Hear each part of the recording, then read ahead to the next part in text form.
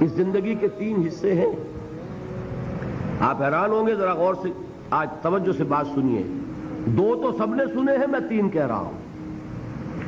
ہماری کریشن کب ہوئی تھی؟ ازل میں، جب روحوں کی شکل میں ہمیں پیدا کر دیا گیا تھا، جن سے اللہ تعالیٰ کا وہ مکالمہ ہوا تھا، الست بربکم قالوا بلا. میں بھی تھا، آپ بھی تھے. ہر شخص نے اللہ سے معاہدہ کیا تھا، الست بربکم قالوا بلا. کیوں نہیں؟ شہیدنا، ہم گواہ ہیں، اے اللہ تو ہی ہمارا رب ہے، ہمارا مالک ہے. یہ معاہدہ کیا تھا کہ نہیں؟ ہم سب تھے. فرق کیا ہے؟ صرف ہماری ارواح تھی، یہ اجساد نہیں تھے، جسم نہیں تھے، ارواح تھی. تو کریشن تو اس وقت سے ہے. ایک زندگی ہماری وہ ہے جو ہم بتا آئے. ایک زندگی یہ ہے کہ ایک جسم کے ساتھ، وہ جسم جو زمین سے بن رہا ہے، پیدا ہو رہا ہے، زمین کی غذا سے پل رہا ہے، اس کے ساتھ اس روح کو شامل کر دیا گیا. یہ ہماری حیات دنیاوی ہے. اس کے بعد وقت آئے گا، جسم واپس چلا جائے گا جہاں سے آیا تھا. منہا خلقناکم وفیہا نعیدکم ومنہا نخرجکم تارۃ اخری. اسی میں سے ہم نے تمہیں بنایا تھا، اسی میں لے جائیں گے، اسی میں سے پھر قیامت میں اٹھا کھڑا کریں گے. لیکن کیا روح بھی دفن ہو جاتی ہے؟ نہیں. تمہاری اصل حقیقت وہ اس وقت لوٹتی ہے وہاں جہاں سے وہ آئی تھی. یہ مفہوم ہے انا للہ و انا الیہ راجعون. ہماری ارواح وہاں سے آئی تھی، وہیں لوٹ جائیں گی. ہمارا جسم زمین سے آیا تھا، زمین میں لوٹ جائے گا. یہ زمینی شے ہے، وہیں سے آئی تھی، وہیں دفن ہو جائے گی. دفن ہو، جلا دی جائے، جو بھی ہو وہیں جائے گی. چیلے کھا جائیں گے پارسی کی لاش کو، تو چیلے بھی تو پھر مٹی بن کر مٹی میں مل جائیں گی. بہرحال یہیں سے تم آئے، یہیں جاؤ گے. لیکن ہم در حقیقت جس شے سے عبارت ہے وہ ہمارا جسم نہیں ہے، بلکہ وہ ہے ہماری روح. وہ روح جو ہے وہ تو اس وقت سے ہے، الست بربکم، جب ہم نے کہا تھا. اس کے بعد ہمیں یہاں بھیجا گیا اس جسم کے ساتھ، اور وہ روح واپس جائے گی. انا للہ و انا الیہ راجعون.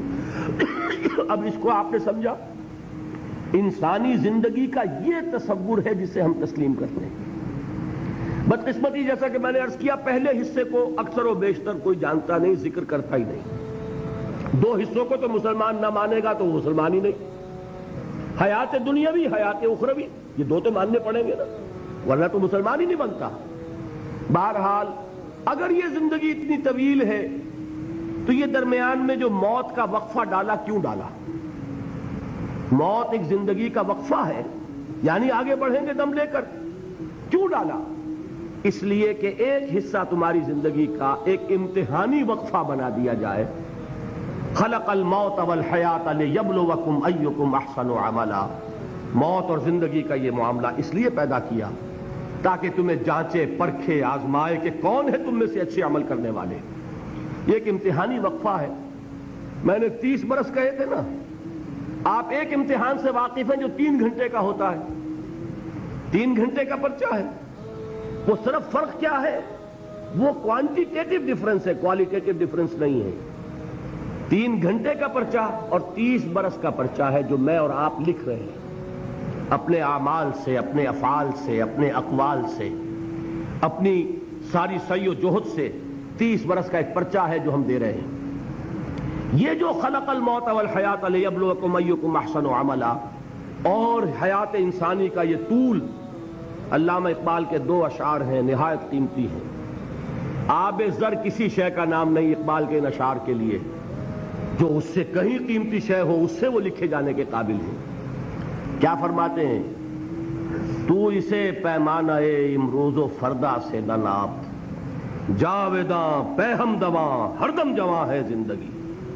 یہ کیا تم نے حساب جوڑا ہوا ہے کہ 365 دنوں کا ایک سال، اور ایک سال کے پھر 30 سال اور 40 سال اور 100 سال، یہ ہے تمہاری زندگی. تو اسے پیمانہ امروز و فردا سے نہ ناپ، جاویداں پہ ہم دواں ہر دم جواں ہے زندگی. اس کے ساتھ ہی دوسرا شعر سنانے سے پہلے جو پہلا شعر ہے، اب اس کا میں مفہوم بیان نہیں کروں گا، جو سمجھتے ہیں انہی کو یاد دلا رہا ہوں. برتر از اندیشہ سود و زیاں ہے زندگی، ہے کبھی جاں اور کبھی تسلیم جاں ہے زندگی. تو اسے پیمانہ امروز و فردا سے نہ ناپ، جاویداں پہم دواں ہر دم جواں ہے زندگی۔ آخری شعر سنیے، قلزم ہستی سے تو ابھرا ہے مانند حباب، اس زیاں خانے میں تیرا امتحان ہے زندگی۔ خلق الموت والحیات لیبلوکم ایکم احسن عملا۔ امتحان کا ایک نتیجہ نکلا کرتا ہے نا۔ آپ کھڑے ہوا کرتے تھے کبھی 31 مارچ یا 1 اپریل کو رزلٹ ڈکلیئر ہوتا تھا۔ وہ ایک دن آنے والا ہے، اسی کا نام ہے دی ڈے آف ججمنٹ، وہ ہے یوم القیامہ۔ ڈکلیئر کیا جائے گا کون فیل ہوا کون کامیاب ہوا۔ ذالک یوم التغابن، وہ ہے ہار اور جیت کے فیصلے کا دن۔ اس روز معلوم ہوگا کون اس امتحان زندگی میں کامیاب ہوا کون ناکام ہوا۔ کامیابی کیا ہے؟ وَإِنَّهَا لَجَنَّةٌ أَبَدًا، ہمیشہ ہمیش کے لیے جنت۔